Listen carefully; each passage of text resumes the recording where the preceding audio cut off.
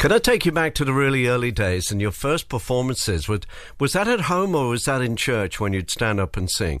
Well, it started at home because all of my people were very musical. My mom's family. My mother was a great singer. She was always singing. My grandpa was a preacher, and he was a singer, a music teacher of sorts. He played piano and the fiddle and the guitar. And then my uncle, Bill Owens, used to take me around to different local shows, to the county fair and to some of the local radio and TV shows when I was very, very young. And so after I got a taste of it in front of an audience, I really realized that's what I wanted to do forever. After the first one, when you went down really well, did you turn to your Uncle Bill and say, hey, I can do this, I'm going to be a star?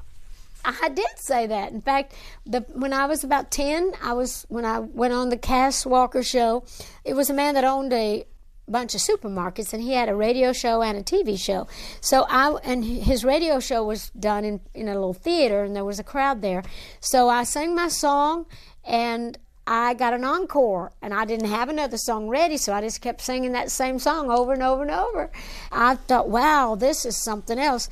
And then when we were walking to the car, I said to my uncle, I think they liked me. I think I could be a star. And he said, I think you could be too. And of course, later on, I realized it wasn't because I was good, it's because I was little. Ah, no, you're joshing now. No, I'm serious. I was a little bitty kid, and I think they were being nice. But, I mean, they were getting a kick out of it. But, like I say, it took me a long time to realize that, that I was just a little kid. It was only after I was grown that I realized it. You met your husband, Carl Dean, virtually the same day or the next day you arrived in Nashville? Well, it was the first day. I was doing laundry. But, yes, I was out just walking along the sidewalk, drinking a soda, and just waiting for my clothes to dry. And here comes this good-looking guy pulling up the sidewalk, starts talking to me. And so 2 years later, we married. What was his opening line? Do you remember? He said something like, you're going to get sunburned out here. And I said something smart-alecky. I said, well, what's it to you? And so that's how we started our conversation. Were you writing songs aged about 4 and your mum would write them down? I was probably 4 or 5. I made a song about a little cob doll that I had called Little Tiny Tassel Top. I don't remember it when I was writing it. Years later, Mama had it wrote down, and she said, you were writing songs before you could even write. And so I just had a gift of rhyme. I started playing guitar when I was about 7, and I started writing some pretty serious songs after that, 7, 8, and 9. I was writing some heartbreak songs and never had one, but I knew how to write about it because I'd hear about it. But you must have had a heartbreak since then. Oh, I've had many heartbreaks since then, but we won't get into all that. Well, you did 7 great years with Porter Wagner on his TV show. And that was a bit of a heartbreak, really, leaving that show and breaking out on your own. I will always be grateful to Porter because that was my first really big break. He had the #1 syndicated show in the United States at that time. We had some great duets together. We fought like cats and dogs, but we loved each other too. So it was just one of those things that's just another one of those wonderful times in your life. It was hard when you was doing it, but fun also. And then the memories, though, have softened, and it was just really a wonderful time in my life.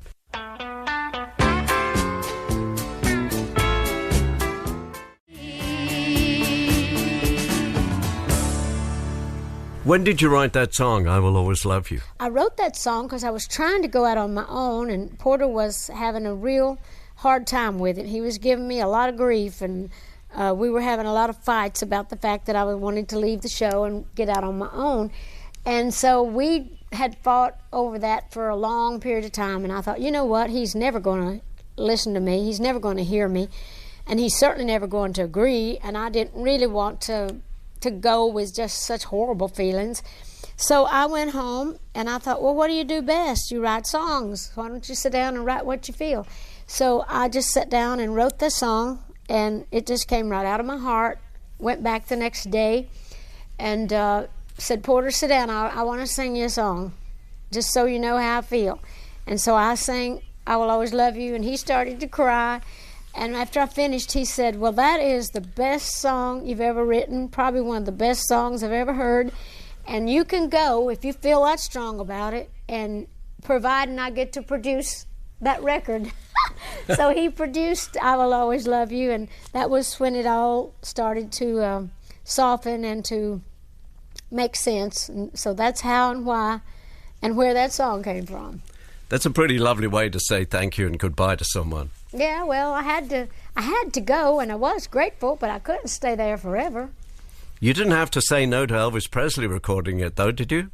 Well, I wanted Elvis to sing I Will Always Love You. I had already had a #1 hit with the record that Porter produced, and I'd had it #1. Now, that might have been different if Colonel Tom had asked me if it had been a new song. I might have considered half the publishing. Don't know about that, but I certainly wasn't about to give away half of a copyright that had already proved itself and was the biggest song that I had written or published at that time. So that was just a hard decision to make, but ultimately I think it was the right one.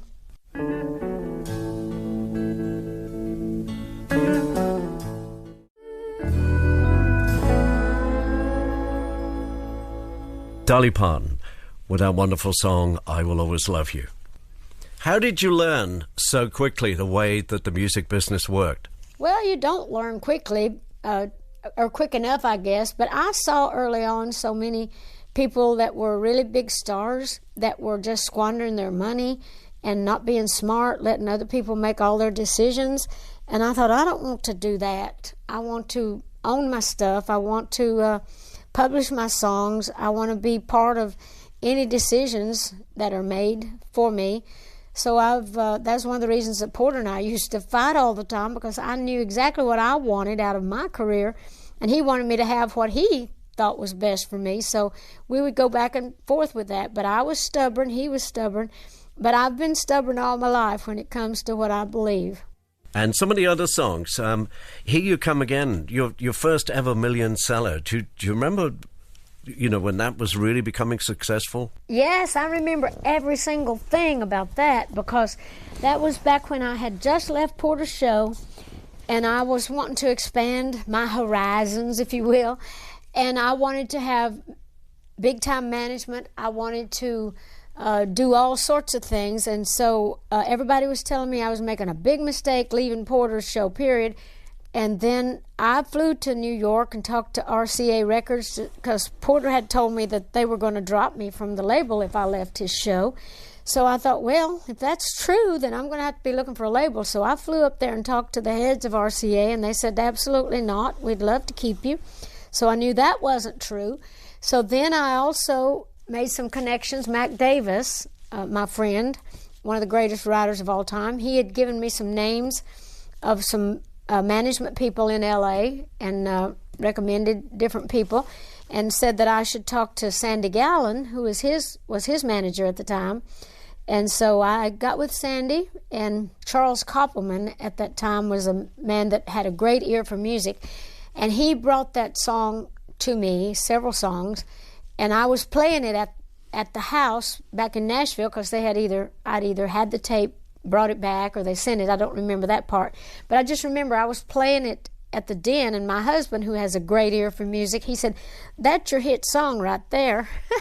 And I said, well, I hope so. So we recorded it, and boy, it was first right out of the chute. It was my first million seller, and I thought, oh, good, thank you, God, because now I can prove to everybody that this was a wise decision that I made, that it was okay, and that God was still with me. So yeah, that one will always be special to me.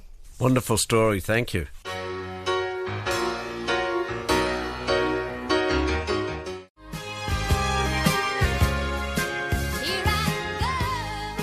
Dolly Parton and Here You Come Again, released in 1977.